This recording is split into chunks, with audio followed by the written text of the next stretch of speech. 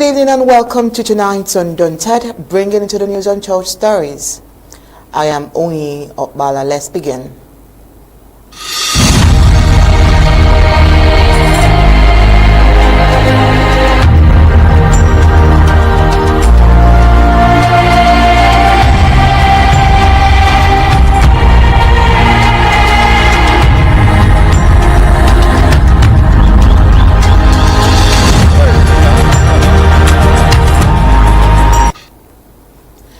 In a bold and daring operation, the Ambazonian State Army launched a surprise attack on a Cameroonian military camp in Meluv-Choben, Bui County on the 9th of March 2025. This move was led by General Newsman. The boys had a decisive victory, reporting that 4 Cameroonian soldiers were neutralized and several others wounded in the skirmish. This latest development marks a significant escalation in the ongoing war between Ambazonian and the Cameroonian government. The Ambazonian State Army has been fighting for independence and self-determination in the face of colonial style and its rule from Yaoundé since 1961. The attack, described as victorious, caught the Cameroonian forces off guard, with surviving soldiers calling for help from nearby camps. The ASA has vowed to continue its resistance against what it sees as colonial oppression, paving the way for further clashes in the nation. The Ambazonian State Army has called on La Republic of Cameroon soldiers to surrender their weapons at the nearest Ambazonian military barrack and leave immediately or face the consequences. This operation is part of the ASA ongoing efforts to reclaim their land and establish a fair representative government. As the war continues to unfold, one thing is clear: the Ambazonian State Army is determined to fight for its freedom and self-determination, no matter the cost. Will this latest attack be a turning point in the war, or will it lead to further escalation? Well, like we will always say, only time will tell. But that's not all. Over the weekend, President Sako applauded these same boys for the good work that they have been doing. All these and more will give on tonight's Undaunted. But first, let's get the prime headlines.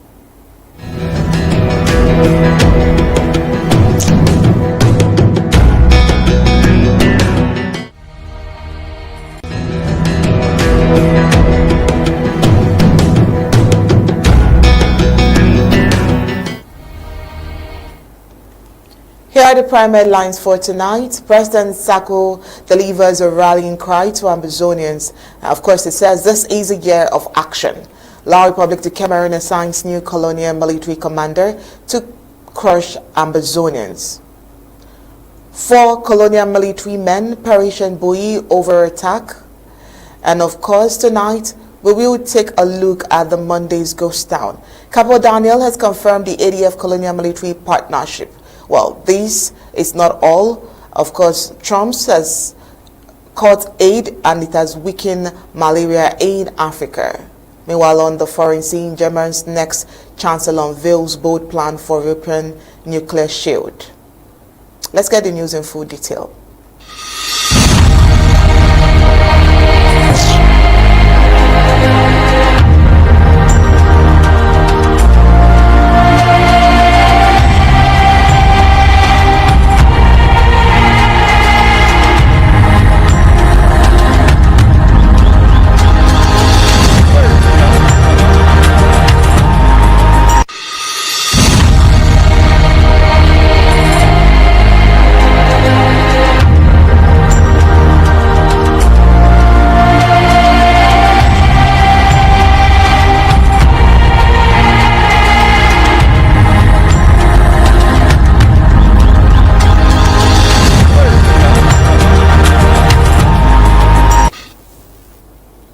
Amid the ongoing war in Ambazonia, the Anglophone part of the Cameroon has unlikely businesses found success on Mondays, a day designed as a lockdown by the Ambazonian government. The lockdown aimed at crippling La République du Cameroon colonial administration in Ambazonia has inadvertently created a lucrative market for corn beer sellers.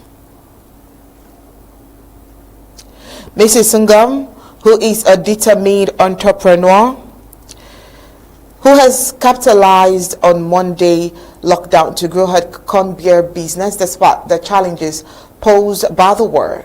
Well, she says her business has flourished, attracting customers from all walks of life. Well, she has said that Monday lockdown has been a blessing in disguise for her business. Mrs. Sungam revealed in an interview, she says people are forced to stay indoors, and what better way to pass time than with a cold cup of corn beer, she chuckled. Well, Mrs. Sungam's corn beer is brewed locally using traditional methods passing down through generation. Well, it is made out of fermented corn with just water as a lone addiction. The unique flavor and affordable price have made it a staple in many households, particularly on Mondays. Corn beer, popularly called Sha, is preferred to other breweries because it is cheaper. And Ambazonians have been paralyzed economically by the ongoing war in Ambazonia. Interestingly, Mrs. Ngong wishes that the Monday lockdown would continue, citing the significant boost it has given her business. She says if she's being honest, she hopes that the Monday lockdown would definitely continue. All right, so it is clear that Mrs. Ngom's corn business will remain a staple in the community. Well, in a nation torn apart by war, it is heartening to see resilience and determination in the face of adversity.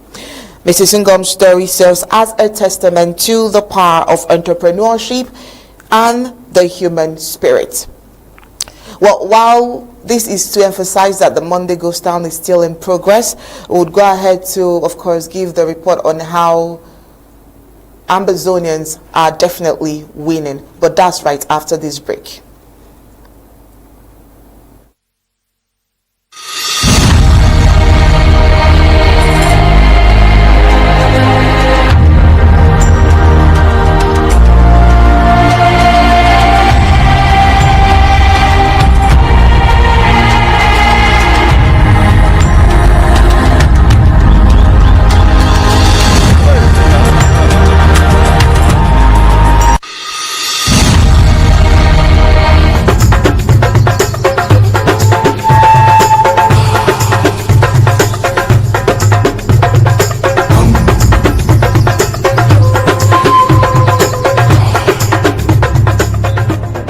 Sovereign silhouette, the emblem of Ambazonia. From the azure embrace of the Atlantic reflecting from the Ambas Bay, the iconic Sako mountain ascends with a silent, stoic grace, carving a silhouette against the sky. This towering sentinel is more than a geographical marvel. It is the heart of southern Cameroons, the stoic guardian of Ambazonia, a symbol steadfast as the unyielding spirit manifests in the unity of the land's 13th counties. Encircling this earthen spire, a dove of peace edges its arc, untouched and serene. As it soars with wings unfurled, it casts shadows upon the land, each feather a brushstroke of tranquility.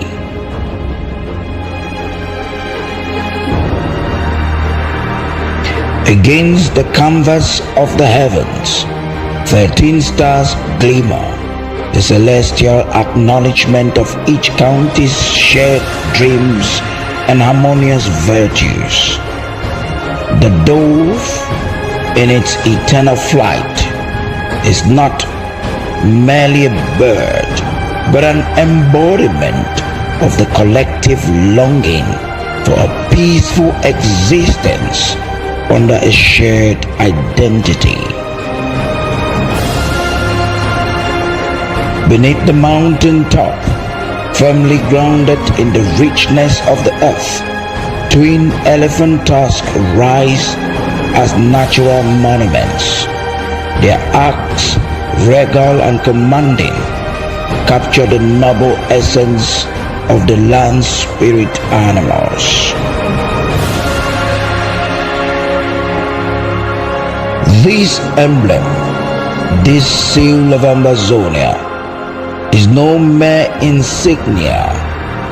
It is the beacon that illuminates the path to shared prosperity. It is an oasis of unity in a world parched by discord, a visual whisper of a nation's promise, echoing across generations. Every curve, every symbol within the emblem tells the story of Southern Cameroons, an epic scripted by the enduring strength and unity of its communities. Each page imbued with hopes and enduring spirit of its people. Sovereign silhouette, the emblem of Ambazonia.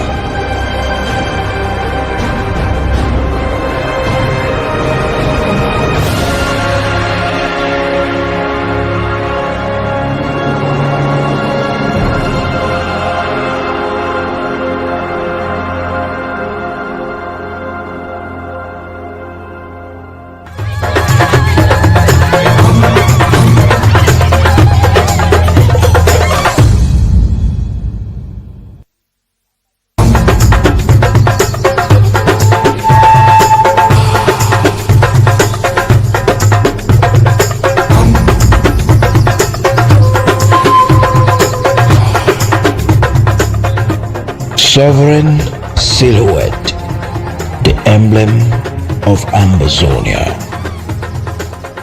From the azure embrace of the Atlantic reflecting from the Ambas Bay, the iconic Sako mountain ascends with a silent, stoic grace, carving a silhouette against the sky. This towering sentinel is more than a geographical marvel. It is the heart of Southern Cameroons, the stoic guardian of Ambazonia, a symbol steadfast as the unyielding spirit manifests in the unity of the land's 13th counties. Encircling these earthen spire, a dove of peace edges its arc, untouched and serene. As it soars with wings unfurled, it casts shadows upon the land, each feather a brushstroke of tranquility.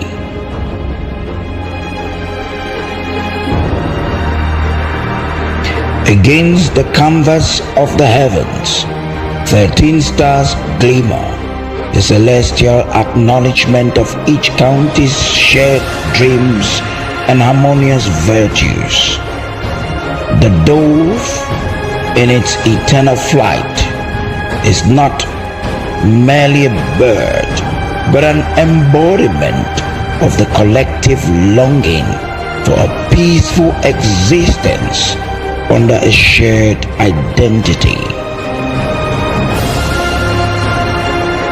Beneath the mountain top, firmly grounded in the richness of the earth, twin elephant tusks rise as natural monuments. Their acts, regal and commanding, capture the noble essence of the land spirit animals. This emblem, this seal of Ambazonia, is no mere insignia. It is the beacon that illuminates the path to shared prosperity. It is an oasis of unity in a world parched by discord, a visual whisper of a nation's promise, echoing across generations. Every curve, every symbol within the emblem tells the story of Southern Cameroons, an epic scripted by the enduring strength and unity of its communities. Each page imbued with hopes and enduring spirit of its people. Sovereign silhouette, the emblem of Ambazonia.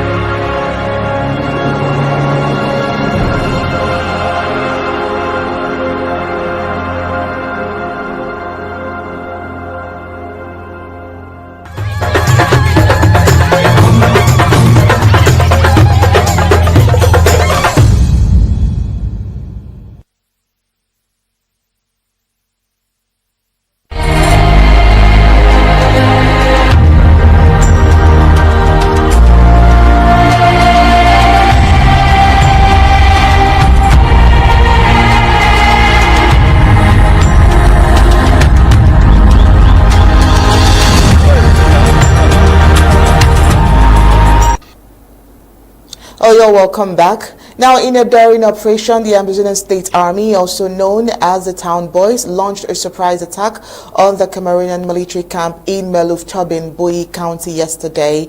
The ASA claimed a decisive victory, but report has it that 4 Cameroonian soldiers were neutralized and several others wounded in the attack. This bold success marks a significant escalation in the ongoing war between the Ambazonian government and the Cameroonian government. The Ambazonian State Army has been fighting for independence and self-determination in the face of colonial-style rule from Yaoundé. Well, details of the attack are still emerging, but sources close to the boys indicates that the operation was meticulously planned and executed, catching the Cameroonian forces off guard. The Ambazonian State Army has vowed to continue its resistance against what it sees as colonial oppression, paving the way for further clashes in the nation. Well, this attack was led by General Newsman. The attack happened on March 9, 2025. The battle has been described as chaotic, with surviving colonial soldiers calling for help from nearby camps. The ASA is determined to take back control of the nation and has asked La Republic de Cameroon soldiers to surrender their weapons at the nearest Ambazonian military barrack and leave immediately or face the consequences. This operation is part of ASA's ongoing efforts to reclaim their land, which has been occupied since 1961. They have expressed their desire to have a government that is fair and represents the people. Meanwhile, the Boyi security team has promised to stay alert to protect local interests. Well, more updates will be provided as information comes in regarding this situation. We have Barrister Mbeseha in the house, and he would definitely come in to share his thoughts. Seems like for Boyi in particular, Barrister Mbeseha, seems Boyi is really a town where you do not toil with the people or walk in freely. Boyi seems to be ahead when it comes to security situations such as this one. Do you agree? Well, perfectly agreed. I agreed not because of this action, but because it has been laid down like that long before. I've had the opportunity sometimes before today to say that in this liberation struggle, there are many fronts, but we don't win in every single front in order to win the overall battle. There's always a last fight. Unlike in France with Napoleon, this Boyi might very well be the Waterloo of the Republic of Cameroon in this battle. The Waterloo is where you meet your doom, and you don't recover from the doom anymore. But was this predictable? Is it something new? Something they did not foresee? Certainly not. They should have known this from historical narrations and predictions. We remember, unless we've forgotten, that in 2017 or so, almost 7 years ago, a certain Mr. Wilbur, on the floor of Parliament in Yaoundé, told them, among other things, that the Bui people are warriors. They are warriors with vengeance. And added that if they did not solve the problem, that was 2017, the people will never exist in the form that we know it today. Because no Ambazonian, no people they come over. And so they are listening to the predictions of Mr. Wilbur, not anywhere, not on social media, but on the floor of the National Assembly. The National Assembly is a representation of all the different groups and individuals in that country. You would have realized that getting into war, in fact, he said this before they declared war, you would have realized that getting into war was the doom that they were getting into. And so, we can honestly thank you, ASA. Continue the defense. Like people still to learn the lesson, if they have not yet learned it, that this war is not going to be won. They will not win the war. Not anywhere, talk less of even winning in Bui. And so, that is it. That's their Waterloo, I guess. And if they want to save more of their lives, they are better withdrawn. They are better known by now that the 2 cubes of sugar that they put in the water have refused to melt. That the 2 cubes of sugar have probably become 2 pieces of iron that it cannot melt. And so their best advice is to go back home, put their tails between their legs, and accept the defeat. And to have a long-term solution, come to the conference table and negotiate the end of this war once and forever. Over to you. President Mbeseha. And this was part of what the president was saying on Saturday during the federal draft, where the Savannah zone were drafting for the federal government. And he made this rallying cry to Ambazonians. In the rallying cry, he emphasized and acknowledged the efforts of the ASA, because it really seems like, in as much as the people may be having struggles here and there, the ASA are really doing a lot when it comes to Bui and when it comes to other local governments. Would you say that the chairman, or what do you call them, leaders of Bui are doing something extra to be able to be in charge? I'm talking about security now. Do you think that the leaders in Bui, the Ambazonian leaders in Bui, are doing something extraordinary for them to be at the hem of affairs when it comes to security? Well, they might be doing, but if you take from my own narration, you see, this war is being fought county to county, and every single county, the largest number of fighters there are people, children of that county. And the Bui they are fighting, they are called the Lamso people. The majority of them, I don't know whether there are people helping them there, but they are people of Bui who, in the words of Mr. Wilbur just cited, are expert fighters. They never surrender. And so the Bui leadership must be congratulated for keeping that brief, keeping that team intact, keeping that vision there, that never surrender the Bui people. Never you surrender. Up to this point, I'm not sure that I'm wrong. We've not heard any defectors, any of ASAs defecting from Bui to go to the enemy side, to go to disarmament and so on. We've not heard it. And so these are exemplary people who fight for what they believe in. We all believe in Ambazonia. We have to fight for it. The Bui people believe in it. They are fighting it. They are fighting for it with all their determination, as they would fight if it was just an ordinary battle between 2 tribes. They were fighting against the brothers of the Bamun. It was a fight they would fight to death. And so we thank them for having this resilience. We also thank the Bui administrators, the county administrators, and the LGAs for the wonderful work they are doing. Because the boys will not do all these things until their elders, their mothers, tell them what their great-grandfathers were doing. They encourage them in whatever thing they can do to keep on with the resilience. They fight without looking back. So their fight is, they're not fighting, they're not looking at Bui, at Momo, they are not looking at Manu, they are not looking at Emblem or any other place. They are fighting for that chunk of the land. And as long as they can win that place, as I've said, we don't win in every single county. But one county like Bui will be the Waterloo of Yaoundé. And they will pack and go. Pack out of Bui.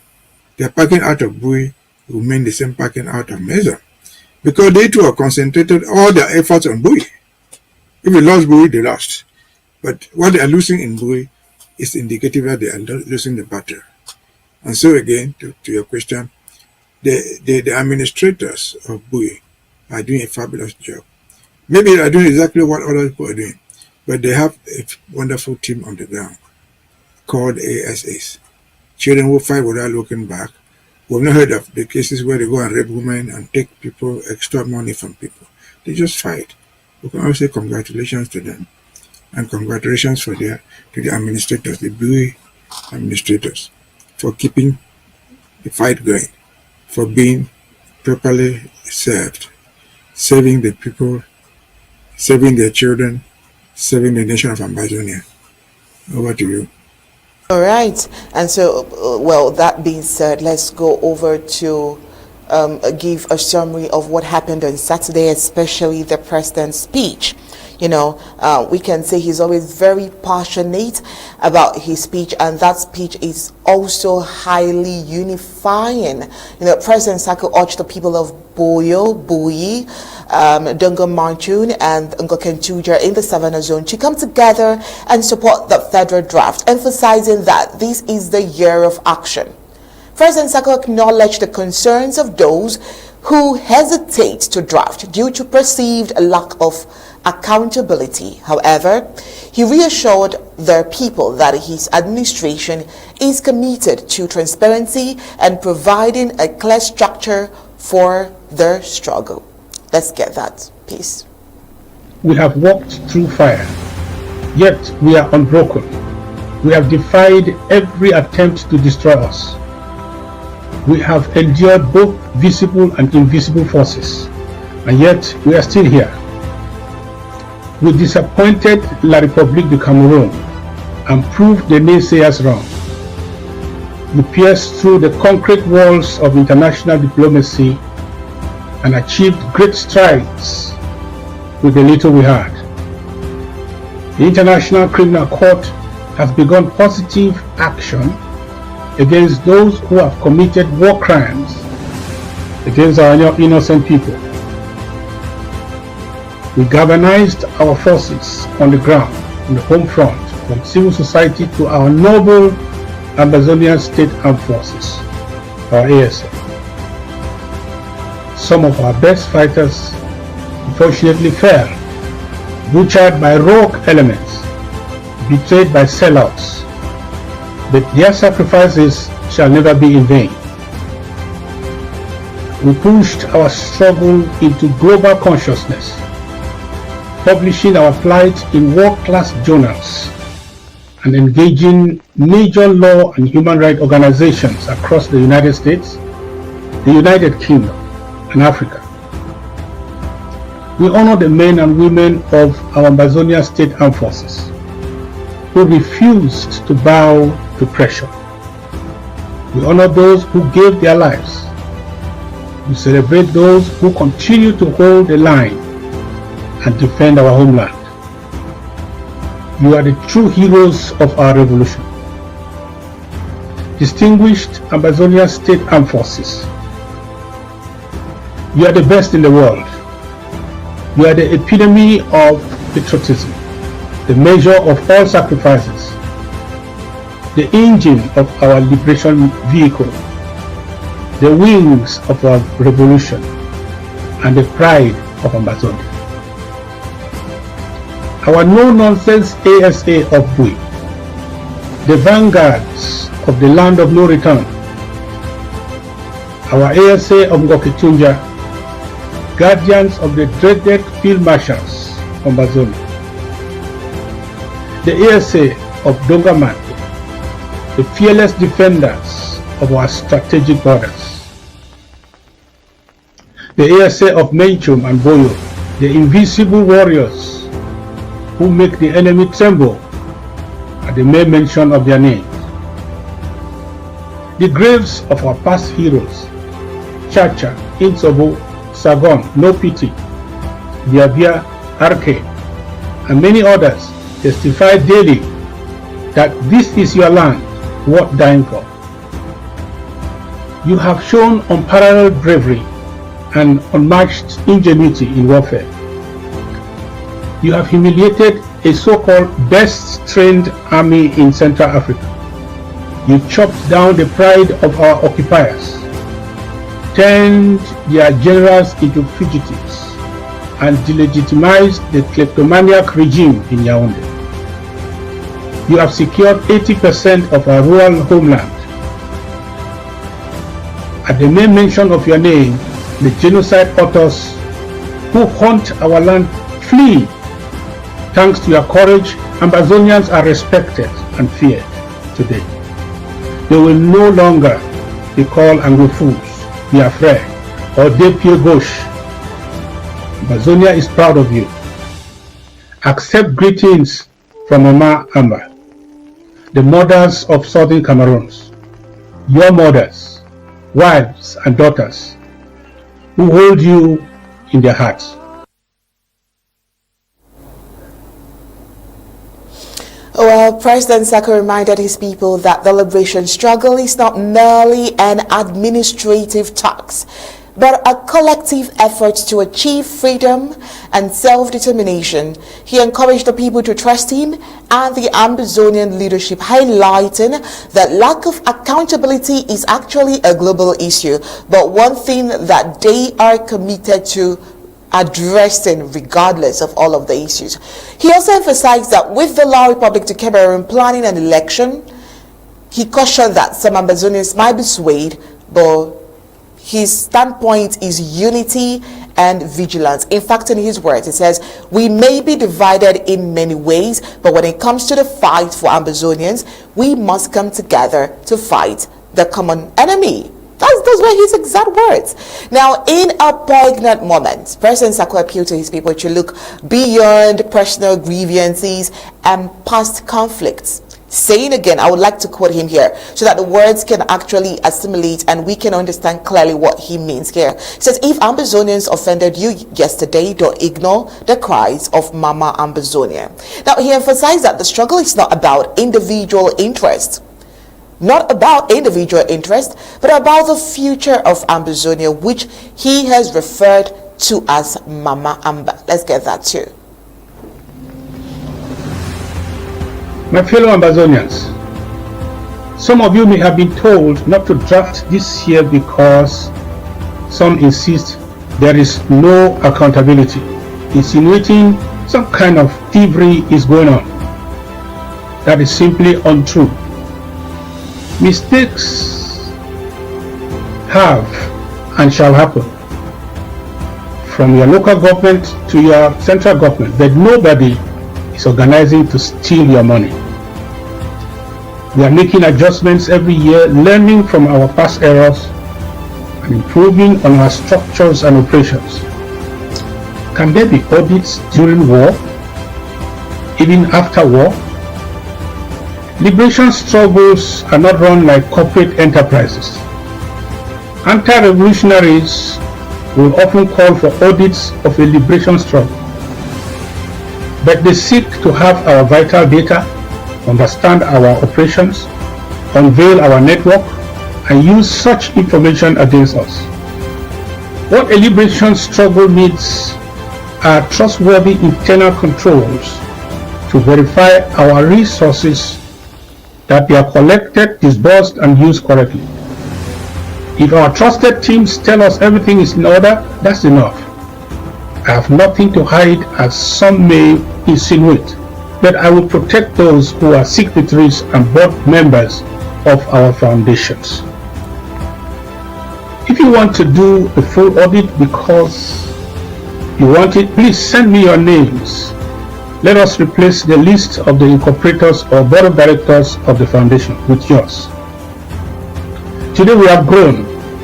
We must not repeat that mistake. If someone tells you not to draft because of that, ask them.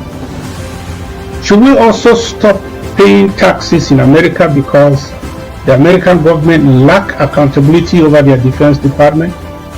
Fellow countrymen and women, dear warriors, I have good news for you. La République du Cameroon is at its breaking point. The economy is collapsing. The military is crumbling, suffering its highest rate of desertion since 1960. Their sham elections this October are unfolding amid ethnic tensions, social unrest, and deep divisions, a recipe for civil war. They want to manipulate our people by positioning sellouts as candidates or running mates. They are desperately trying to divide us, to break our resolve, but we must stand firm. This year we must get our people in La République du Cameroon back home and shut down our territory somewhere, sometime. Seek international support like never before. Engage in serious negotiations to shape our future. Fully internationalize our struggle. Make our case impossible to ignore. If you say you stand with me, then help me take on these challenges. If you support me in words but refuse to draft, your actions contradict your claim. Comrades, we must remain united, loyal and focused. Above all, we must be willing to make continuous sacrifices. When a nation's destiny is at stake, survival takes preeminence or precedence.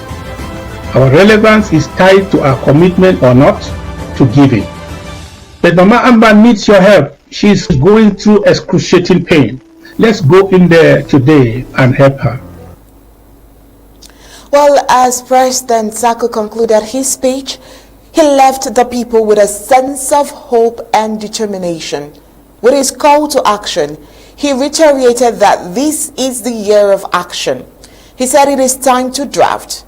The people's response, of course, they were enthusiastic, with many pledging their support for the federal draft and the Ambazonian cause in general.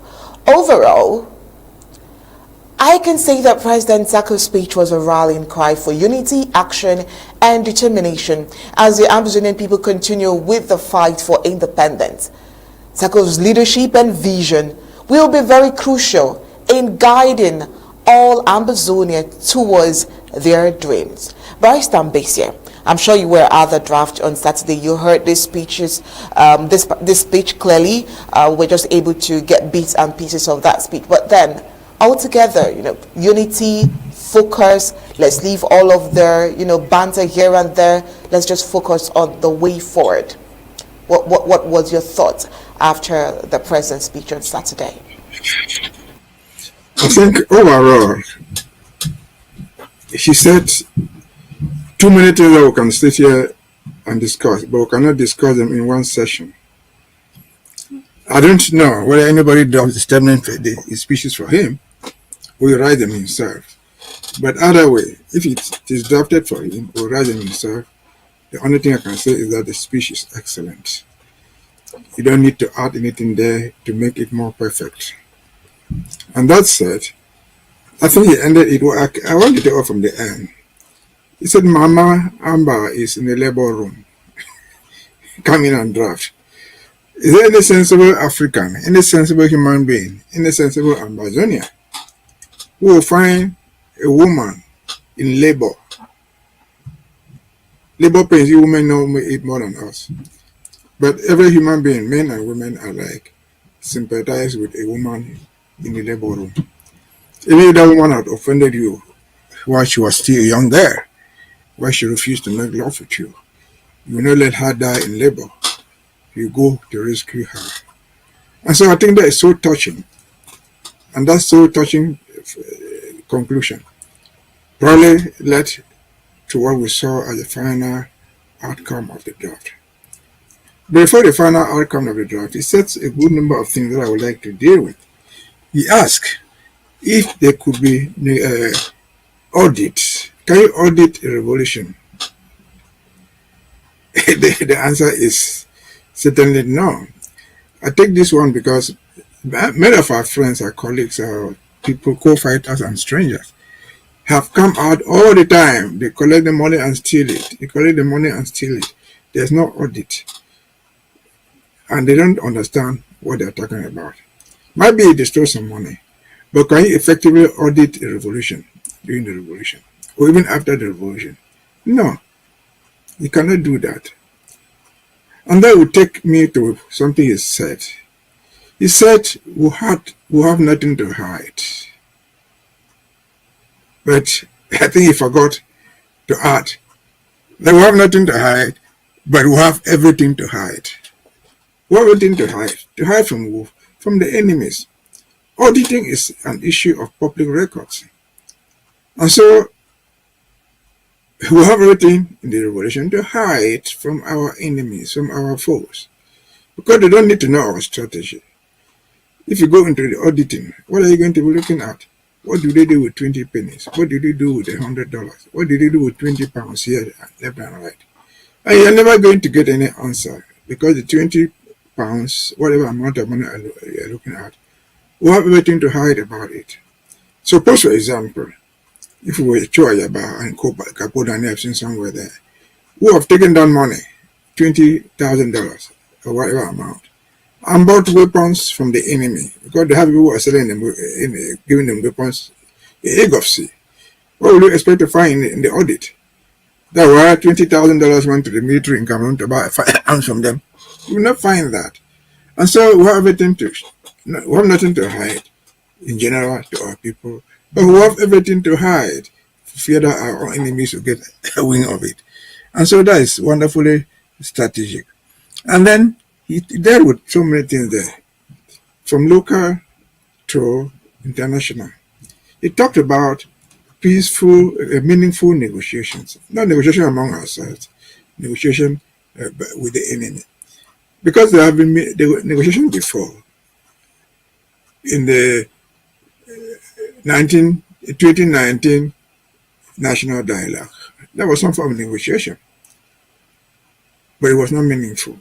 We heard the Canada 1, 2, 3. Those were negotiations. They were not meaningful negotiations. And so when the president says we have to engage in meaningful negotiations, people should take that seriously. We're not going to go out stupidly and say that we're negotiating when we're not negotiating with the right purpose. We're not even negotiating with the right people.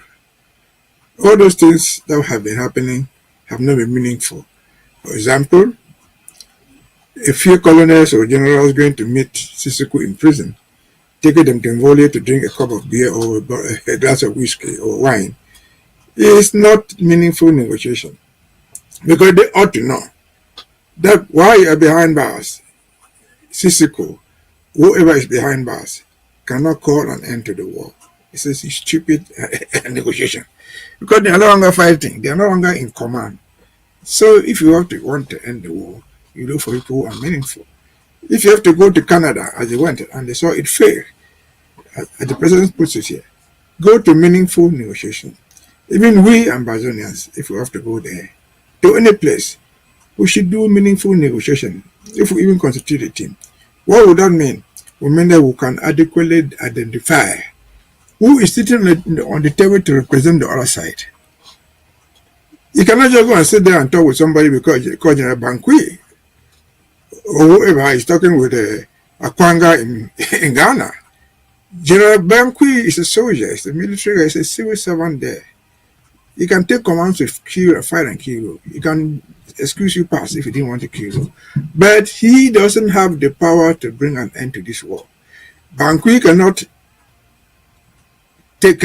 cannot decide for the government of Cameroon. So when you go to Canada as he went, he said that you're negotiating. Who are you negotiating with? Who was the other side in Canada? They were secretaries, typists. Could these people engage the government of Cameroon? They don't have that capacity. And so even from our own side, we have to look at the table and say, who is trying to talk to us?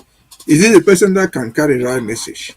Can this man commit the government of Cameroon to an agreement if you get to one? And so there's a lot to talk about meaningful negotiation. And the president went further in other fields and talked about international things. He touched the ICC. That we've already heard so much about it already. I've had time to explain it. We don't need to waste time here. The ICC is not a common football field where anybody can jump there, kick the ball, and claim to score a goal. No, it has to be meaningful people. It has to be people who know what it is, what is involved, and what he did.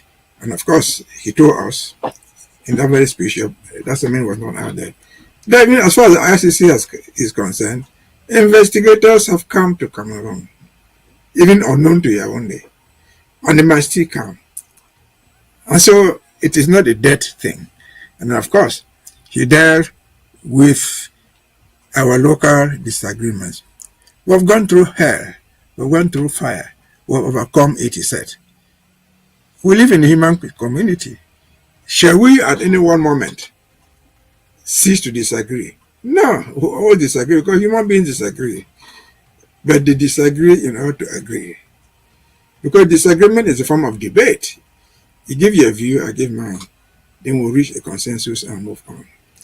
I think that is all what it is about. And so his call, the last call he made, that say, Mama Amba is in the labor room. Women don't deliver twice.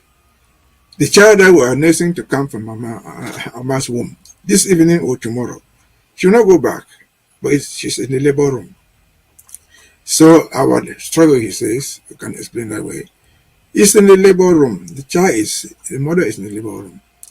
It will not take long for the child to come out. And so let us all be hands on deck. Let us put our resources together. Let us disagree.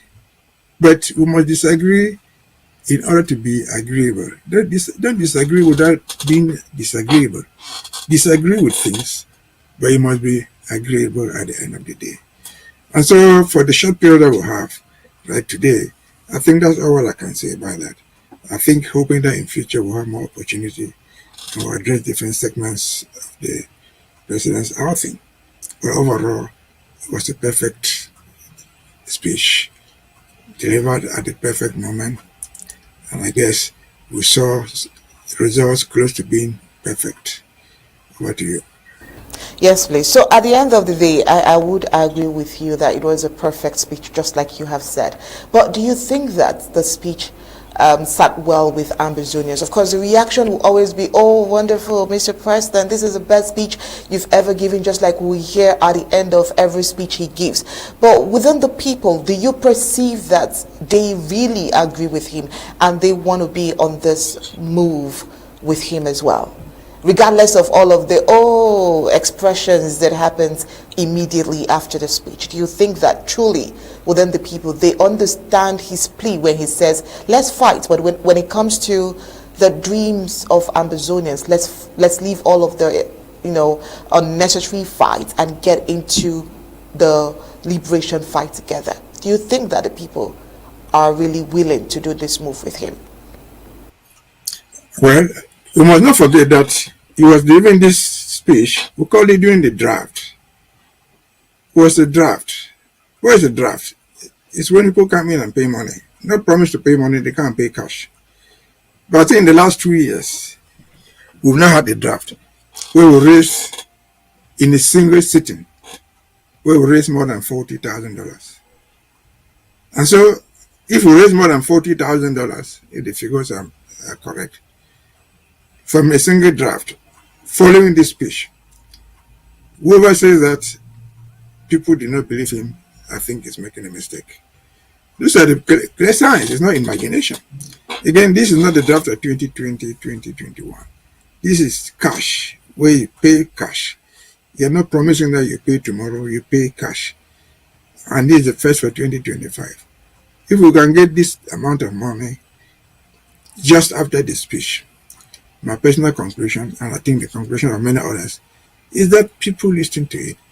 I personally did not even believe we were going to get to that amount. I personally, as I knew, I thought people were going to boycott it from what we heard around. because of the tense environment in which we were, people promised that they're not coming. But this is symbolic. We saw it happen.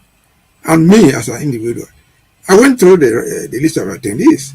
I saw in attendance some of the very people who have been critical, very heavy critics of the president.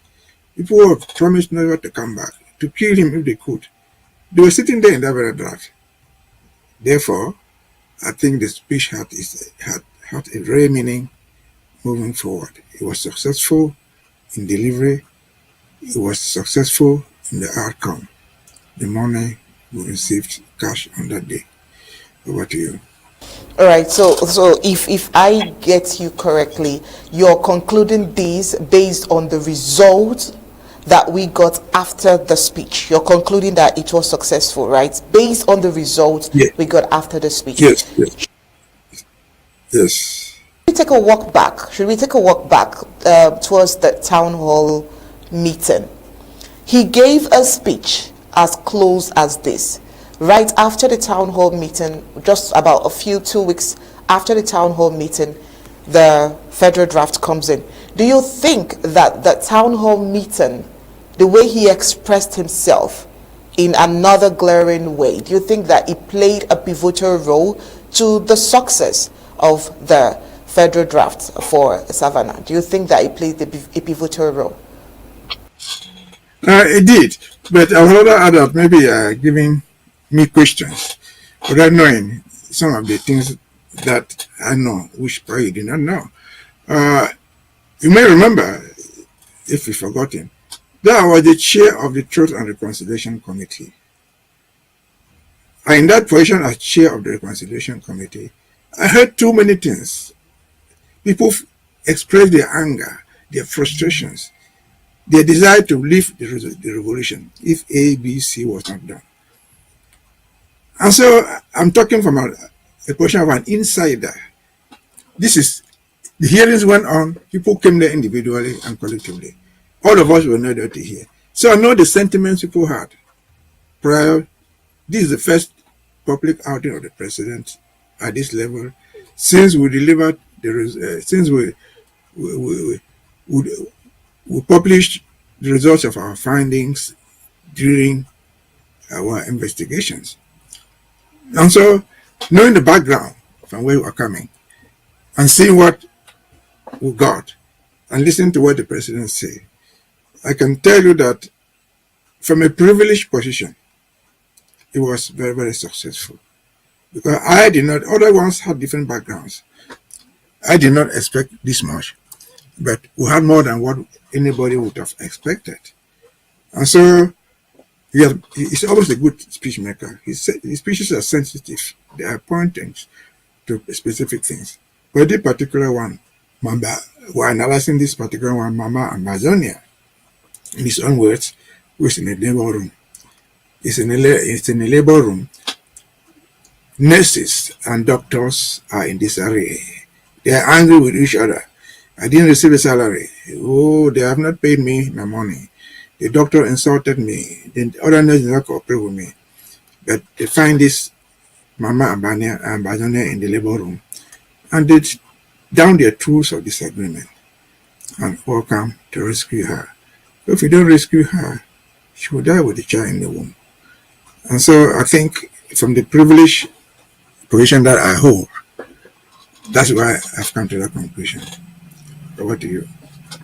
So much, Barrister Mbeseha. But while that is going on, Ambazonians are trying to hold their faith and, of course, move forward, get ways to raise money for themselves and for the war and for the independence that they believe in. A recent visit by the French ambassador to La République du Cameroon has revealed a very shocking proposal to end the ongoing war in Ambazonia.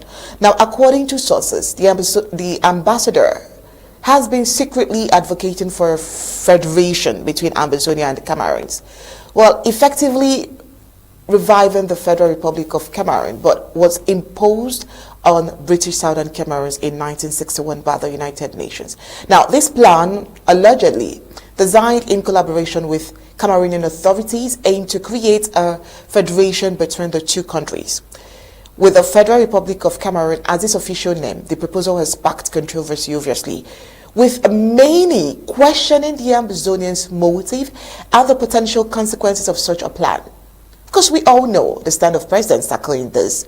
We all know the stand of the Ambazonian government in this. The Ambazonian War, which I will remind those who do not know, it began in 2016, has resulted in thousands of deaths, displacements of hundreds of thousands of people, and widespread human rights abuses. This present war, as we all know, has its roots in historical marginalization of Ambazonians by the predominantly Francophone Cameroonian government. However, the French ambassador's proposal has been met with skepticism by many Ambazonians who view this as an attempt to undermine their struggle for independence. The Ambazonian leadership has consistently maintained that the only viable solution to the war in recognition of Ambazonian sovereignty and independence is freedom. You will remember that in a statement on Saturday, President Sako of Ambazonia praised the bravery of their Ambazonian state, saying that their resistance against Cameroonian forces has been instrumental in exposing the weaknesses of the Cameroonian military. Now, his statements echoed the sentiments of many Ambazonians who believe that their struggle for independence is a nearing decisive victory. Ambazonians believe that they are almost there. And so as the war continues to unfold, the world remains divided on how to address the crisis. While some have called for a negotiated settlement, others have emphasized the need for Cameroons to recognize Ambazonians' right to self-determination. The French ambassador's secret plan can be added to a new layer of complexity to the war and all of the issues, because this is highlighting the need for transparency, accountability in efforts to resolve crises and war. And so as the situation continues to evolve, one thing is clear, one thing we know is very clear. The Ambazonian people are not going to be swayed from their demand for independence and self-determination to wanting to accept federalism or federation. Barrister Mbeseha, the point of this particular report is for you to emphasize the stand of Ambazonians. I can remember one time we had Dr. Martin Mungwa, and he said he doesn't want to talk about anything that has to do with federalism, federation, that he's way past above that topic. And I don't know if you're also thinking that you are way past above that topic at the point that Ambazonians are standing at the moment. Would you stand with Dr. Martin Mungwa at this point that you do not want to talk about it? I would, but before I stand with him, I would say some other things. I didn't know this statement was going to come up. But this is the problem. What the ambassador of France is doing, which is France, the ambassador represents the country, is France speaking. And then we ask, our problem has been defined in simple language: go to the conference table, address the root causes, and find solutions. Has France gone to the root causes? Have we gone to any conference table? No. Where does France come with its own solutions that they want to impose to us? Is it by mistake? No, it's a design. It's a pure design by France. Because the problem that we have today is France. It's not even like people do Cameroon, it's France. And these are the reasons. In 1961, our people voted in a plebiscite to unite with the Republic of Cameroon to form a country. We understood that we were going there to form a federation of two states equal in status. We went to Fumban. People claim we went there to draw in the constitution. Out of Fumban came a constitution. From France, the French drew the constitution of 1961. And they purported to give some type of federation, which to me was not a federation, it was a dead federation put in the 1961 constitution. Why was it not even a federation? It was dead. It was a federation just by name. Article 5 and 6 of that constitution devoted all the authorities to the federal government. Everything that you can talk about governance. Because when you hear about a federation, you expect to find the powers of the states, what the states will do. There was nothing for the state to do in that constitution. It's not my imagination. Article 38 of that constitution, drawn by the French, stated clearly, just two sentences. It is titled, Article 38 is titled Powers of the State. It is all 2 sentences. And right there, whatever thing is not mentioned in Article 4, 5, and 6, the states can take it. Whatever thing they're forgotten to mention there that they own, you can own it. So where were the powers of the state? What power did West Cameroon come out in 1961 to get? Nothing. Well, no powers. They're taking every power that the French government had in Boya. And then say, whatever thing we forgot to take, you can run that as your own state powers. So that 1961 constitution, drawn by the French, did not even consecrate a constitution, a federal constitution. Fast forward in 1972, the French killed their so-called 1961 constitution, federal constitution. They killed it by the referendum that abolished the whole thing called Federal Republic of Cameroon. The 1972 constitution that was supposedly voted on the 20th of May was drawn in France. They can quote me for this. Was drawn in France. They killed it. And down the road, they had even written a letter so that the assimilation was not yet finished. In 1984, the French orchestrated and ordered the abolition of the state, anything closer to a thing called United Cameroon, giving the impression that there were 2 peoples there. The French did that.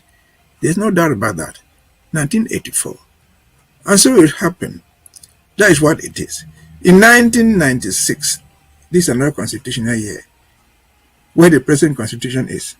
We did everything possible to put our case before the table. The French said no. The French said no. And nothing featured in the 1996 constitution for us. And then, fast forward, the war broke up. And what did they do? They thought that they could find a solution by themselves. They called Paul Biya to France in 1919 and instructed him to go and hold a grand national dialogue. And instructed him to, in that process, provide for the special status. That is France. I'm not imagining it. Paul Biya himself stood out there and said publicly that he's going to France to give a report of the Grand National Dialogue to France. So this is France doing all this. And the French had instructed the Grand National Dialogue to provide a special status, which, among other things, provided what they call decentralization, regional, whatever thing. The very ambassador came to Bamenda 6 months earlier and announced publicly that France was providing 60 billion whatever amount of money to reconstruct the Northwest in line with the decentralization special status that they had set. That was just 6 months ago. 3-4 months after, or 6 months again, they come, the very French ambassador, wearing the same uniform that he wore. He had worn in October of that month or something like that, carrying the same peace plan, telling us that they are going to find a solution. This time he added something. Because all the things have not worked, according to them. The 1961 constitution they put had not worked. The 1972 constitution they abolished and put have not worked. The 1996 constitution has not worked. The 2019 National Dialogue with Special Status has not worked. So he now sought his friends in Europe.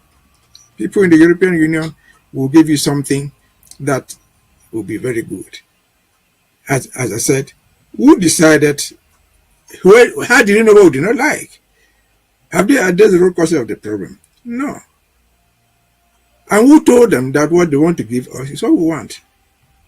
Was there any conference to address the root causes of the problem? I said, never. And so France, of course, France knows what are the root causes of the problem.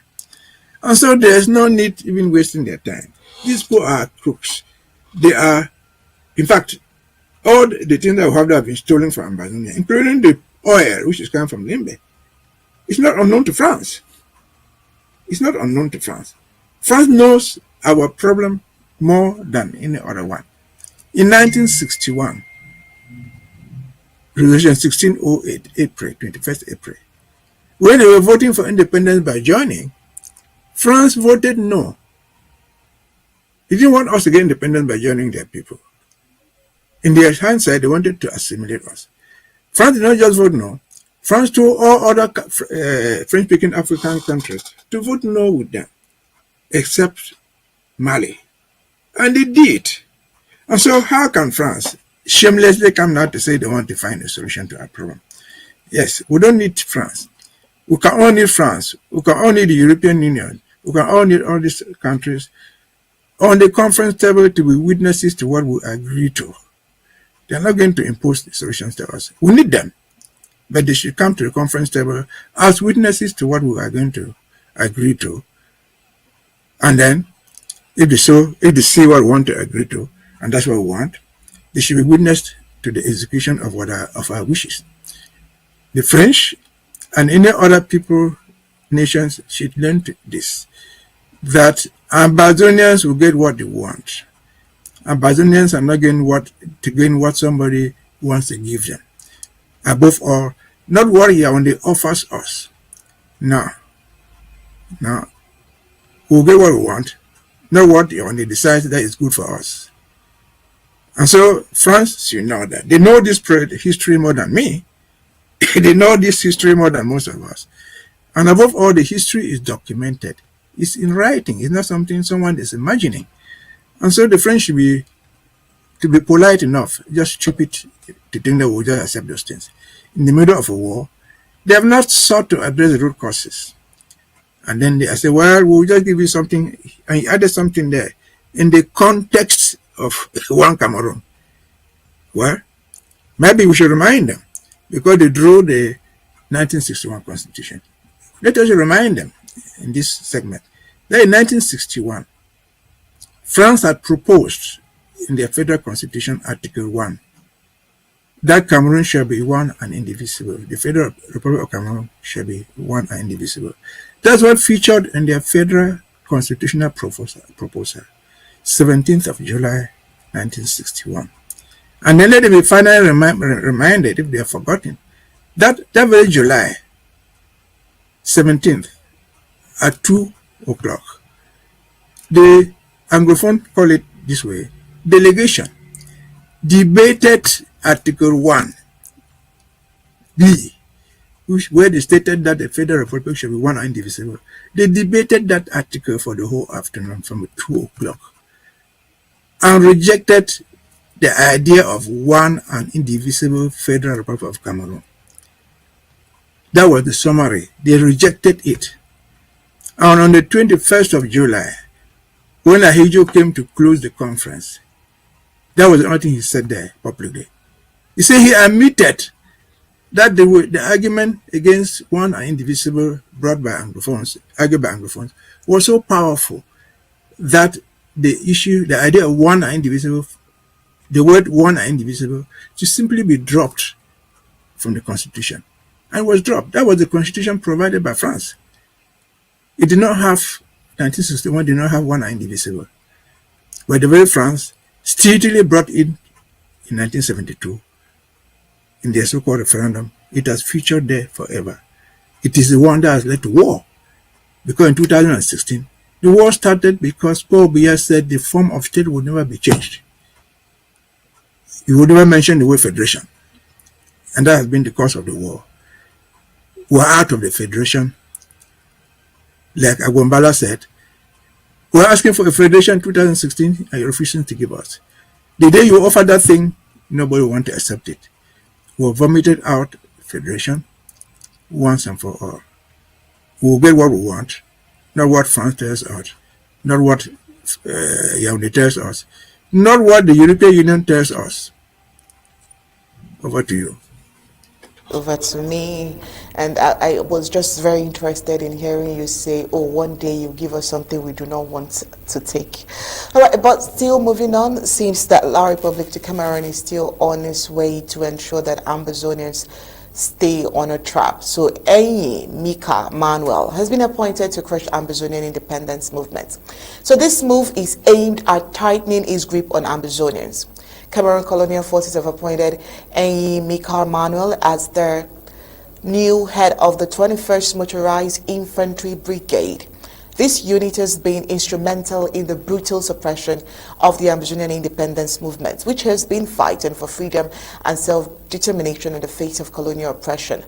Manuel's mission, thinly veiled as restoring stability, is widely seen as euphemism for the continued extermination of Ambazonians seeking justice and independence for the nation. So the 21st Motorized Infantry Brigade has been implicated in numerous atrocities, including extrajudicial killings, forced disappearances, and the extortion of vulnerable civilians. So the colonial regime claims this decision is part of their efforts to tackle the so-called big threats from Ambazonian war forces, whom they have termed terrorists. Apparently, sending in the military and the go-to solution for every problem. On the 6th of March, a ceremony that was held at the Buyi Independence Square, where a certain Colonial Brigadier General Iba Binut seemed quite serious about it all.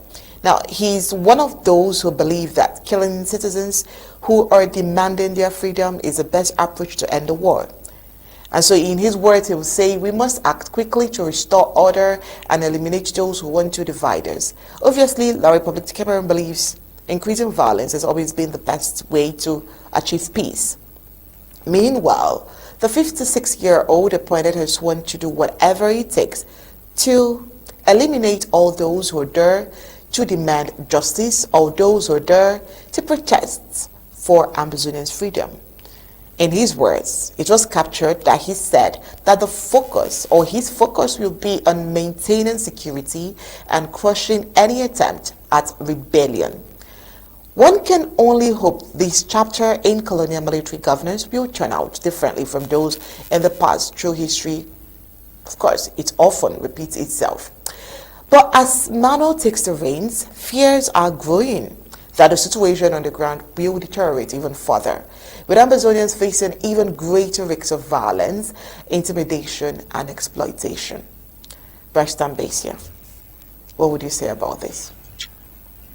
What I would say is that I would caution Ambazonians to be careful. You see, all these military people who are appointed from Yaoundé, none of them has ever been your friend. They have served their time and got changed. Not because they were kind to you, not because they were doing something different. No. They have only one mission: kill as many Ambazonians as you want. So this man is not sent there because he's going to be wider than the other one. Maybe the others have reached their retirement age. Maybe they have not killed enough and that they have to move out of there. Those are all possibilities. But if you look behind, apart from General Bubakari, somebody, you look behind the people who are being in command, look at their names. They are mostly Beti related, Bulu Beti names. And so they have the same background. They have the same idea, like their Grandmaster General, Mr. Pobia. I remember that at the beginning of this war in 2017, somebody from Iborova, I think, or Barmayo from the south, an MP, said that Pobia was so kind, he would have simply killed every Anglophone. And so on and so forth. So these people, this man coming is not coming to do anything that was not done by the others. Yes, he might kill. But remember at the beginning of 2017, they just burned down every village that we had. It was not him. They burned people's houses, burned Mama Amba, killed Mami Api, killed all these people, including all the I trusted they would know they were not done by this man. So the people who came before him were never kinder. This is not going to be kinder. In the of the recycle and bring him to Ambazonia. It's an enemy. It's an enemy. Because like any other enemy, they have only one mission. Kill as you want. What is this talking about security? The rest were doing what? Were they not concerned with security? Everybody was concerned with security. That's why they killed everybody. They thought that killing everybody, burning down houses and villages and towns was going to make them succeed. Unfortunately, 80 years into the project, they have not succeeded. So he could do what the others did. He might even do more. That is not what will make him win. If they have any intelligence, they would have realized that, as it was predicted before by many people, many nations, many advisors, you will not end this thing in the battlefield.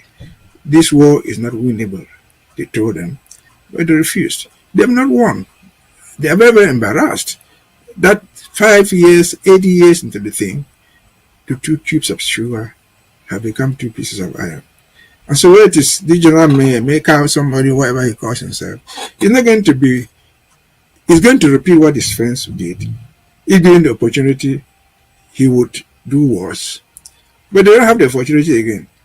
See, because in President Sako's speech, which I did not put down, he said that ASAs were thanking them because about 80% of the rural areas have been liberated.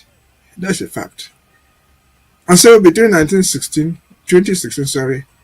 to today, our villages are basically empty. So they're going to burn what again? The people who were there have all gone. The schools have closed down. They can pretend as long as they want. So we have won this battle. Whether the bring maker or another person, he is our enemy number one. Not because he is called Maker, not because he is called Abubakar, not because he is called Banqui, but because he is commanding the wild, ferocious, killing army against ourselves. They are criminals, and they will face the ICC when the time comes. So let him come. If they don't want him, they can take him away. Bring any other one. If you are lucky to survive, not to be taken out in the field, thank your God. So we are not going to think that you are different from any other. You are just the worst as your forerunners were. So that's it. His new appointment should not, they have not changed any style. Their style has simply been to wipe out everything. If some of them did not do it, it is because they did not find the opportunity to do it. There was nobody to do it there. People are all left. What were we going to kill? They are opening military camps in the villages where nobody lives there. And so he's welcome, but you should know that we're looking for him. Over to you. All right. And the suffering seems to be increasing from every side because farmers in Wom and Bafbeng are facing a severe crisis as roaming cattle wreak havoc on their fields, destroying crowds and crops and threatening their livelihood. The ongoing destruction has made it increasingly difficult for these farmers to sustain their families and communities, with reports of cattle trampling maize, cassava, and other crops. Frustration is mounting as local farmers call for urgent intervention from authorities to address these escalating issues. So recently, a meeting was held by Mr. Abdullahi Aliu, the Colonial SDO from Menchum, where over 100 farmers and graziers came together to discuss the situation. However, frustration quickly returned as farmers shared their concerns. Magistrate Walang Rosaline shared that even after their discussions, herders still let their cows damage crops. In one case, a herdsman was filmed letting his cattle graze on a farmer's land. When confronted, he claimed some of the cows belonged to the Colonial Divisional Officer. When the destruction was recorded and the video shared with the Colonial Administrator, the herdsman argued that since the maize was already harvested, it was fine for his cattle to graze. One farmer, whose crops were damaged last year, has replanted her fields. The cattle owner initially offered to pay for the damages, but she insisted to help replant, hoping it would encourage them to manage his cattle better in the future. Some people believe this should be the standard approach instead of just letting money go in for destroyed crops. Farmers should report the incidents and ask for replanting. This way, cattle owners would understand the hard work that goes into farming, right? Now, a concerned citizen of Menchum expresses frustration about lack of accountability. He said when they try to communicate their situation to the graziers, they still let their cattle trample on their crops. He said it's clear we need to take legal action, and the administration doesn't seem to care. Of course, colonial government doesn't seem to care. Well, an observer criticized the low compensation for damages. Cattle owners often offer very little for the crops they destroy, knowing it's cheaper for them to pay off farmers than to take care of their heads. He says we need to seek justice before this gets out of hand. Well, Abdul Adamu from the cattle ranching community added his voice to the concern. He says this is unacceptable, that farmers have every right to take legal action against anyone who damages their crop. It's disappointing, and they are still trying to face legal issues in this. But meanwhile, in Bathman, the situation is similar. Farmers there are also witnessing cattle feeding on their food and tree crops. In some cases, people who reported crop damage have been arrested under questionable circumstances. Now, this is where it's tricky. You report that your flocks are being damaged, you're being arrested. Well, a victim went to report the destruction of his farm and threat to his life, only to find himself locked up in Womb Colonial Prison and later transferred to Bamenda to face a military tribunal. So this is where it's tricky. All right, people are complaining, and rather than that, colonial government would arrest you. So are they, Barrister Mbeseha, at this point? I would want to ask: are they supposed to? What are they supposed to do at this point? Because they are not taking laws into their hands. They are trying to seek legal help. It's not coming. They've tried to have meetings with the colonial SDO of whom nothing tangible is coming up. They have decided to even report the matter. And rather than the colonial authorities take responsibility, they decide to arrest them. These issues is just a little part of their suffering, the injustice, the maltreatment that Ambazonians face on a regular basis. So what else can they do at this point? You see, the farmers and the cattle rearers are in a difficult situation. Not caused by themselves, no. Caused by the administration. In this one, not the DO, not the SDO, not the superfect. That's not within their competence. Those things are caused by the government in Yaoundé. Because, you see, when the cows eat all those things, whether they are vegetable or maize, the cows need grass to eat. They have to live. And so the cattle rearers are just roaming the thing. They call free range. The animals go looking for grass everywhere in the world. The farmers need to eat their corn, their potatoes, everything they are growing there. And so they have to grow them on that place. So what is the solution? What are they having? They have a total failure of government. I've said here, you say, we live in the West. If you live in Belgium, if you live in Holland, if you live in many places around here, they rear thousands of cows. And they still farm corn. Their cows don't go around everywhere, traveling miles upon miles for food. It is the duty of the administration, the Ministry of Animal Breeding, the Ministry of Agriculture, and other ministries to come together and find a solution. And the solution is simple. You have to divide the land. The cattle rearers must rear their 1,000 cows within a confined space. For them to be confined, you have to make the cows not to go around hunting for food wildly. You have to provide them food where they are confined. And there's food that can be provided. This only grass. There's grass that you can grow.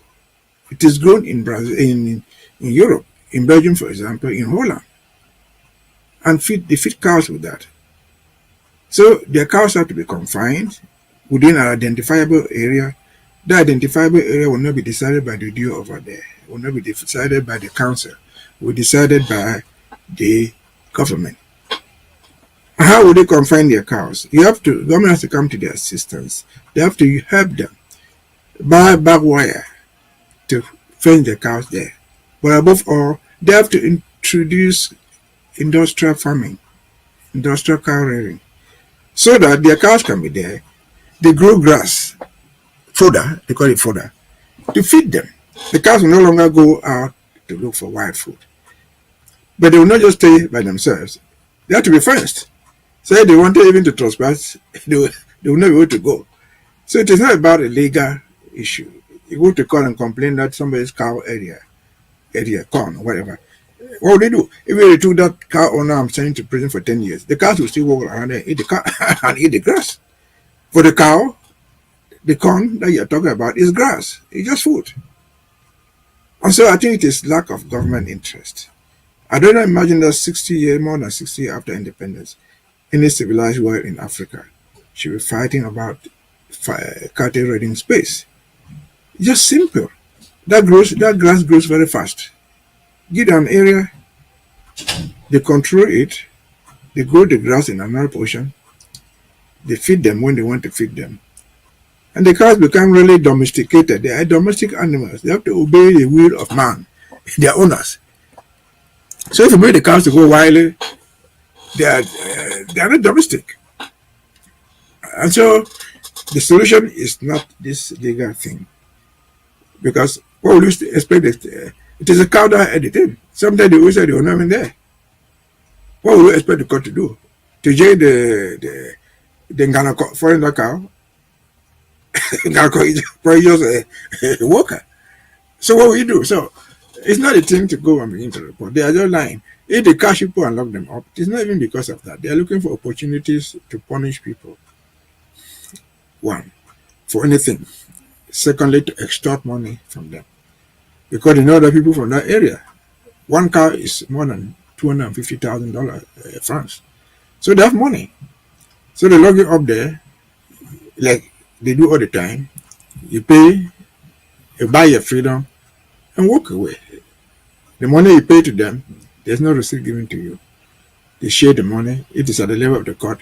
The magistrate will take his own. The state council will take theirs, and that will be the end of it. It is at the level of the brigade or the police station. The same thing will apply.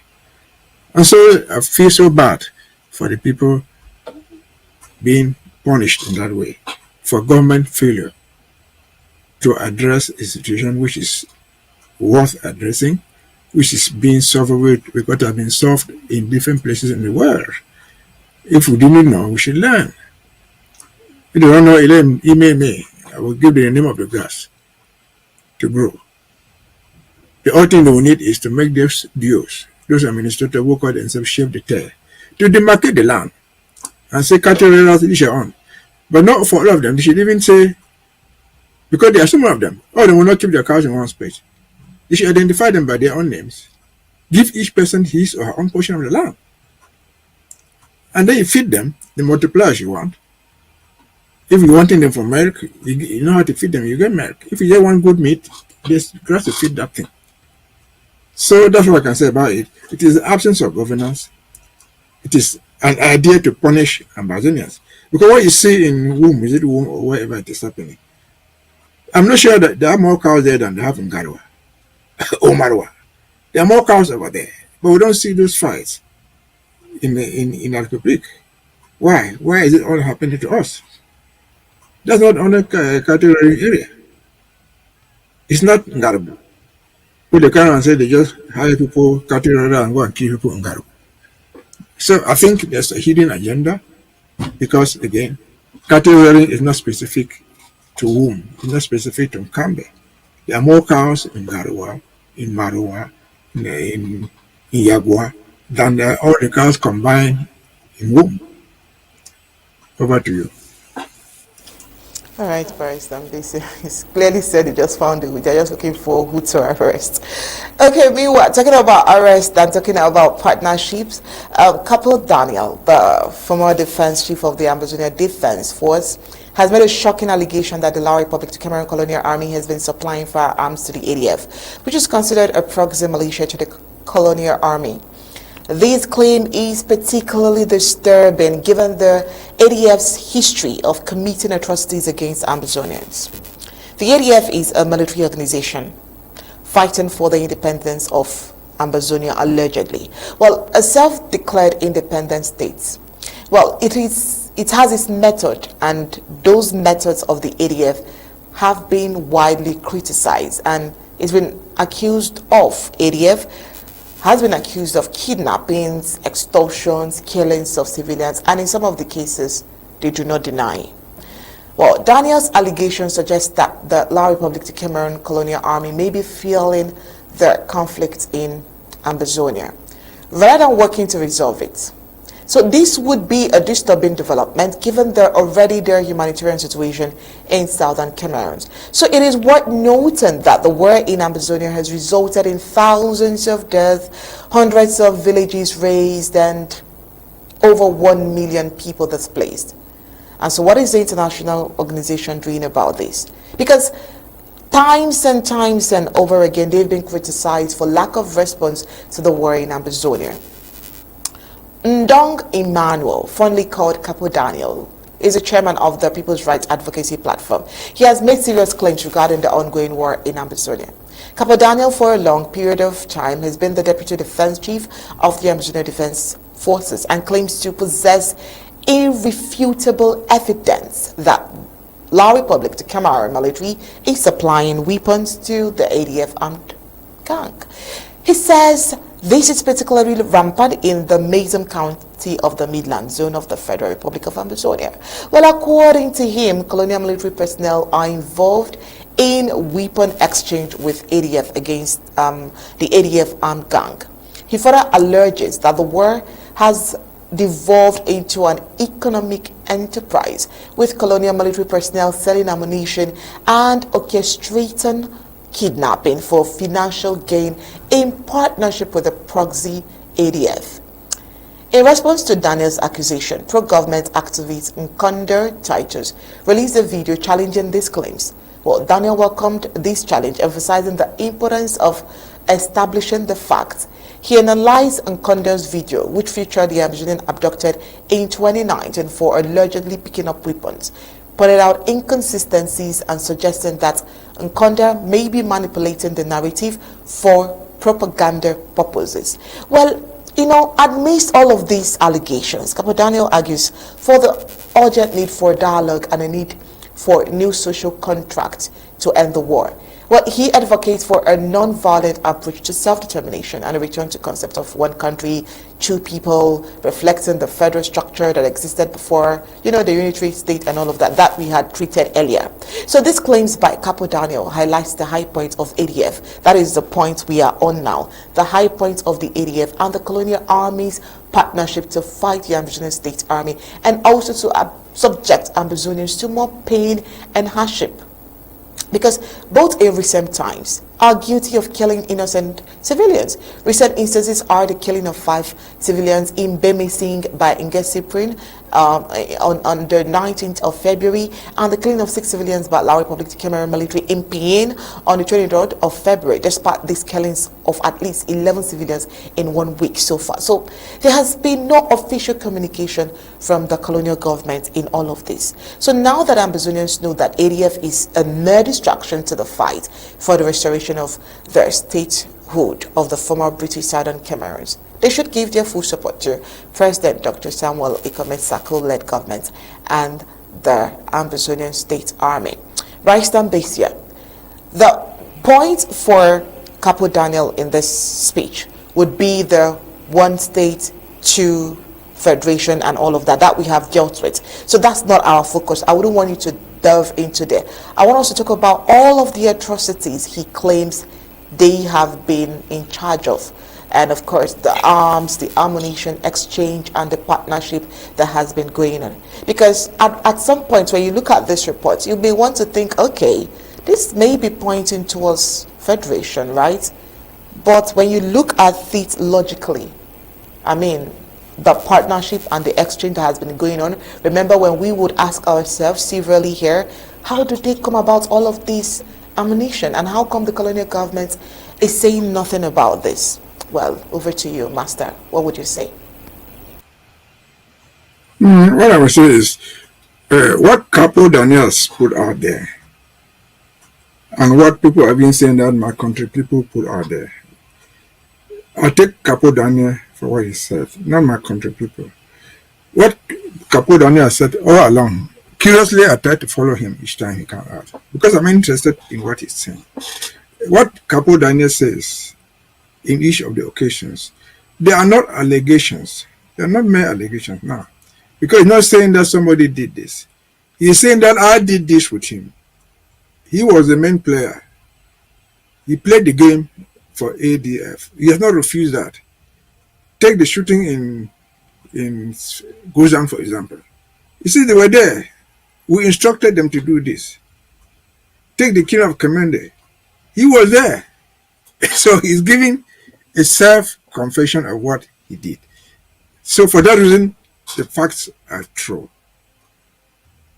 We have not even as much as heard anybody of the ADF, anybody important there, to come out to refute his stories. His stories are true. The harm they have done to people that he now acknowledges, he was part of it. He was a public figure of the ADF. They will kill people in Guzan. Then you will count out the story to put it out. They will kill Kemonde. Then he will count out the story to tell. And above all, as far as Republic is concerned, he says and gives evidence, gives audio information of how they were supplied weapons by the Yaoundé regime. The audios are there. Telling them where they go and pick the weapons, they give the names of the colonel or whoever who was selling the weapons to them. That's fact. That's fact, unchallengeable. Or at least nobody has challenged them. So how will you challenge that? So that alone is sufficient to let us know that CAPO, Daniel, and ADF have been working for the Republic of Cameroon all along. Because I don't remember any single instance where the ADF ever killed or wounded a Republic military. No. They wounded and killed our own. They extorted money from our own and shared with the Republic. This is what CAPO Daniel is saying. And so what CAPO Daniel stands for now is irrelevant. It stands for a federation. Why? Because he was bought to do exactly that. We remember that 2 years ago, there was a Canada, call it Pray Talks, which CAPO Daniel says in his audios and videos that he was the chief activist there. He was the one negotiating everything. He was the one who posed as the Anglophone leader. He defeated Anyangwe and others who were there and ran the show. Why? Why did he do all that? Because Yaoundé had paid him. There's an audio that right there to go there and collapse the idea of this so-called independence. And the audio tells him, we'll give you 1.5 billion or whatever thing it is. Deliver. You are right there. Deliver the message for us now. If you don't deliver, you get the pay. So he left Canada and started delivering the message of one indivisible Cameroon, called it devolution, but the whole idea of independence is out of the agenda. And everywhere he says it is impossible. So he's walking the language of Yaoundé. Yaoundé says independence is impossible. CAPO Daniel says independence is impossible. Yaoundé says the war is unwinnable by Ambazonians. CAPO Daniel says we cannot win this war. So what is different? He is actually working for them. We don't need any further evidence than that. Again, those who were deceived. Luckily, this Ambazonian government never got into that track of being deceived by idiots like CAPO Daniel. When they went to Canada, we warned them.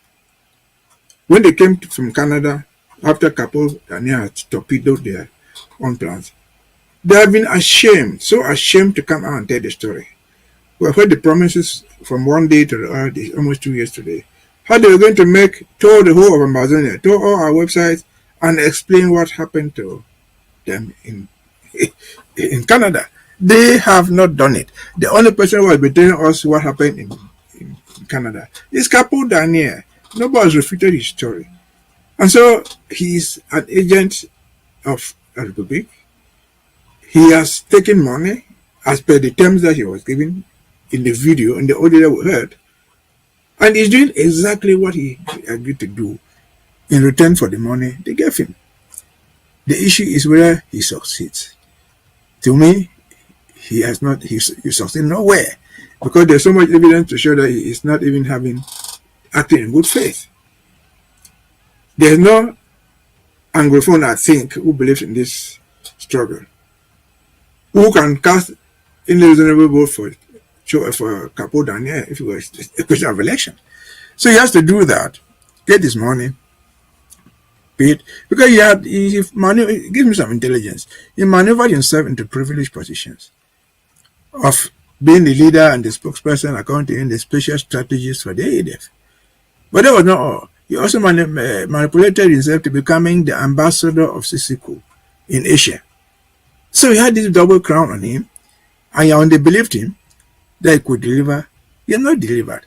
That's why you find today, as we just said in the last segment, France is still coming back and telling us that we will sit down. Yaoundé has agreed now that their Grand National Dialogue has failed. The regional thing, special status, has failed.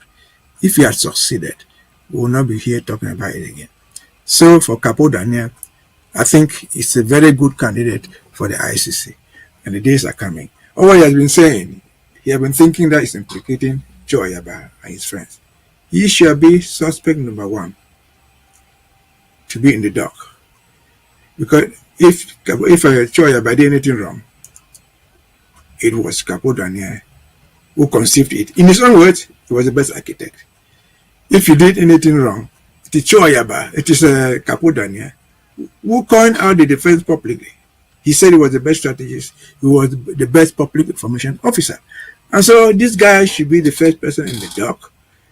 If Joe Ayaba will get 50 years in jail, CAPO Daniel, if the law were to apply, she get 100. She get 100. And so that's it. CAPO Daniel is a useful tool for us to know what we did not know. It's not a useful tool to liberate southern Cameroon, talk less of creating Ambazonia, because in his own words, Ambazonia is impossible to do. The war is not winnable, and so on and so forth, which is the language of the enemy. And so we know him now for what he is, but to him, again, we thank him and promise to meet him at the Hague, at the ICC. You have to answer for those 6 crimes one day or the other. If for nothing, for the killing of Kemonde. If for nothing, for the shooting of the boys in the Wizard Market publicly. If for nothing, for extorting money, changing Texas colors, and so on and so forth. So welcome, Mr. CAPO Daniel. Your days are numbered. You're waiting for when it will come for you. If they could come for Joe Ayaba, you are too small to escape. About you. All right, Barrister Mbeseha, thank you so much for tonight. It's been an extensive night with you on all of the discussions that we had to put on the front burner. I would have to let you go at this point because I believe that would call you some other time, and you would definitely come answering and bringing your knowledge to the fore. So thank you for being part of tonight's Undaunted. Thank you for having me. You're welcome. So coming up next is News Across Africa.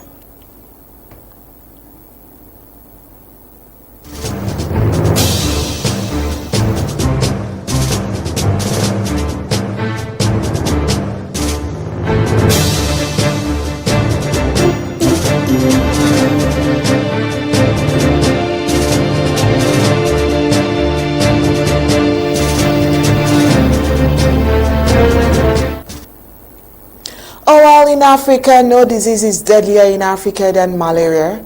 Trump's U.S. aid cuts weaken the fight against it. Malaria season begins this month in a large part of Africa. No disease is deadlier on the continent, especially for children.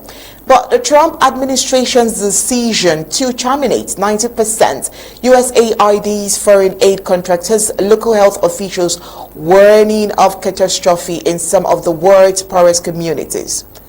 Dr. Jimmy Opigo, who runs Uganda Malaria Control Program, told the Associated Press that USAID stop work orders issued is late January and left him and others focusing on disaster preparedness.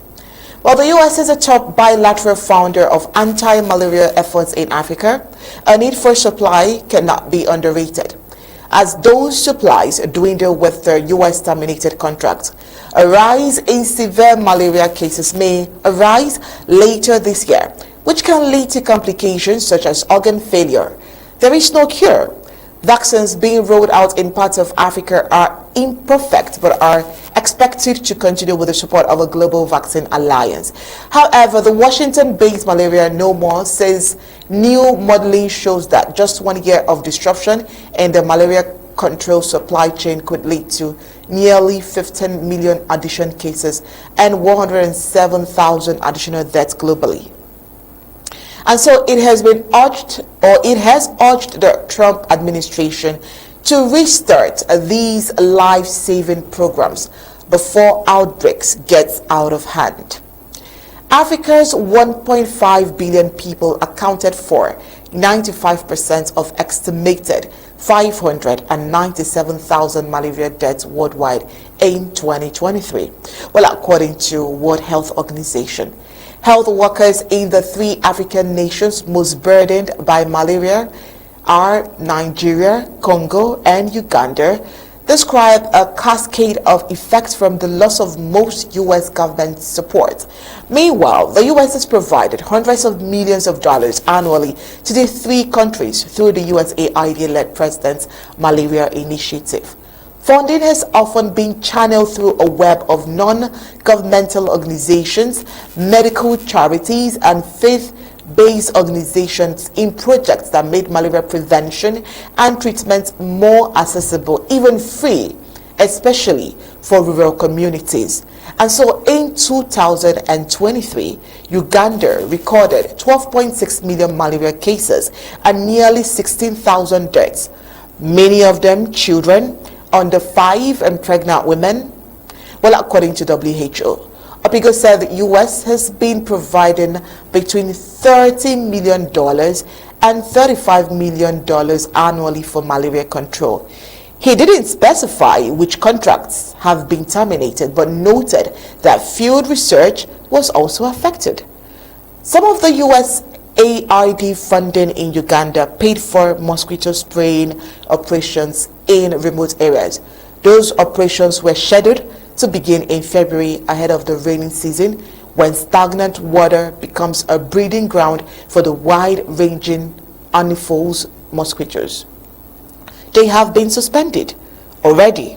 Long lines of malaria patients can be seen outside clinics in many areas each year. Malaria accounts for 30% to 50% of outpatient visits to health facilities across Uganda.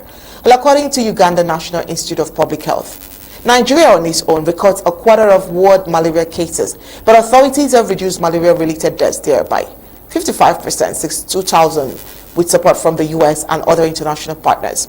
That support was part of the $600 million in health assistance Nigeria received from the U.S. in 2023. Well, this is according to the U.S. Embassy figures, by the way. So it was not immediately clear whether all of that funding was stopped. The President's Malaria Initiative has supported Nigeria's malaria response since 2011 with nearly 164 million fast-acting medicine, 83 million insecticide, bird-treated nets, over 100 million rapid diagnostic centers, 22 million preventive treatments in pregnancy, and insecticides for 121,000 homes, according to the U.S. Embassy as well. While in Congo, the U.S. government has contributed about $650 million towards malaria control since 2010. So now, some of the successes in fighting malaria in Congo are under threat, complicating already difficult efforts to identify and track disease outbreaks across the vast country as supplies and expertise for malaria testing are affected.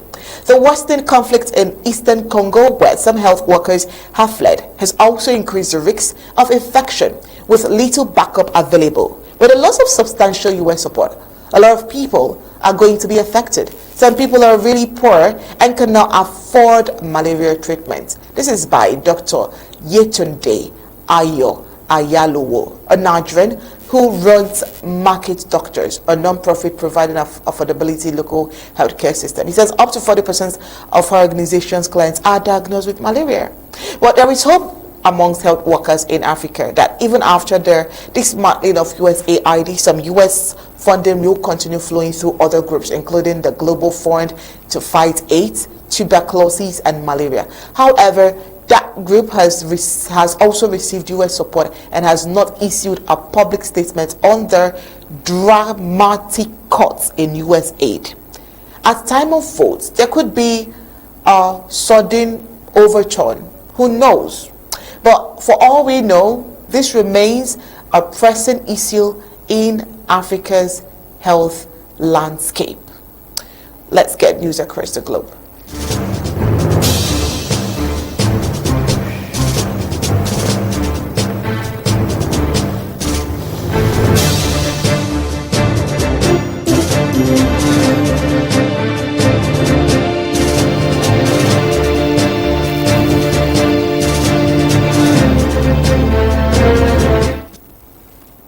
While in a move that could potentially reshape Europe's defense landscape, Germany's incoming Chancellor Friedrich Merz has announced plans to explore the sharing of nuclear weapons with France and Britain.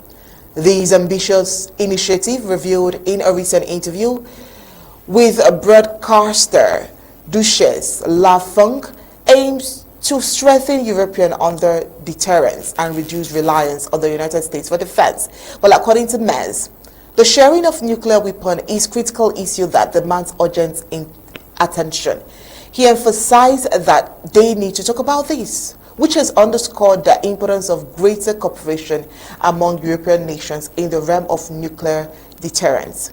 Merz's proposal is not intended to replace the U.S. existing protective shield over Europe, but rather to complement it. So the incoming Chancellor stressed that Germany and its European partners should strive to be stronger together in nuclear deterrence while maintaining the American nuclear shield as a vital component of their defense strategy. So this development comes at a time when Europe is grappling with the challenges of a rapidly changing security landscape.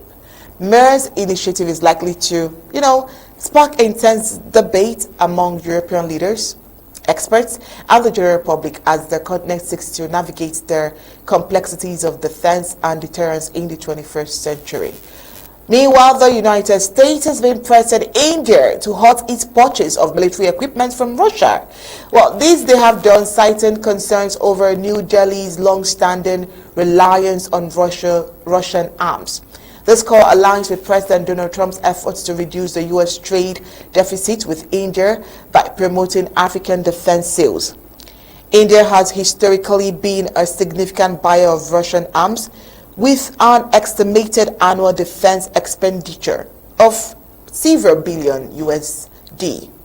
However, the ongoing war in Ukraine has accelerated India's plan to develop its domestic defense industry and reduce reliance on imports.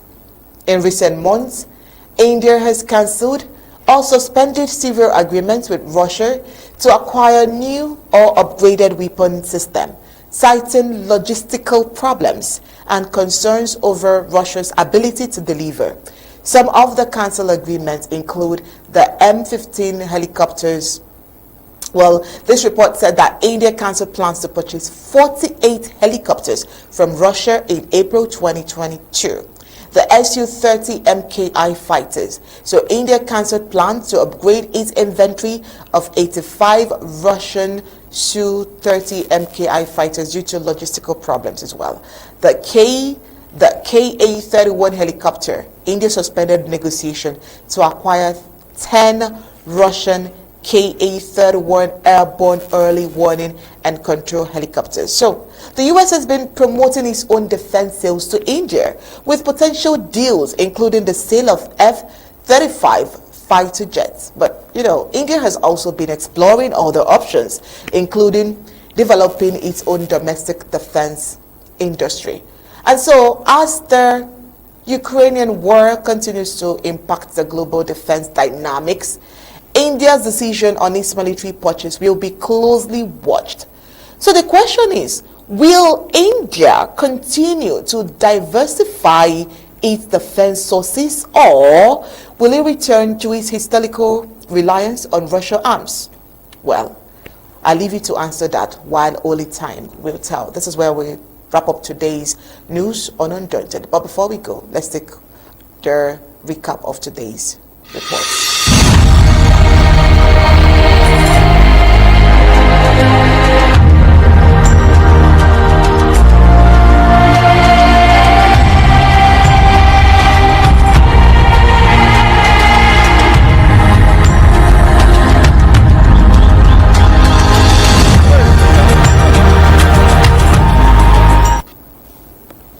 Well, tonight on Undaunted, we told you that President Sako has delivered a rallying cry to Ambazonians, and of course emphasizing that this is a year of action. Also tonight, we told you that La Republic to Cameroon has assigned new colonial military commander to crush Ambazonia. We took a look at the happening in Bui, where La Republic to Cameroon colonial military were eliminated. Also tonight on Undaunted, we told you that CAPO Daniel has confirmed the ADF colonial military partnership. On the African scene, the Trump's U.S. aid cuts is weakening the fight against malaria in Africa. While we told you on the foreign scene that Germany's next chancellor unveils a bold plan for European nuclear shield. That's it for tonight's Undaunted, bringing to the news on church stories. On behalf of Barrister Team Mbeseha, our in-house analyst, I say good night and God bless.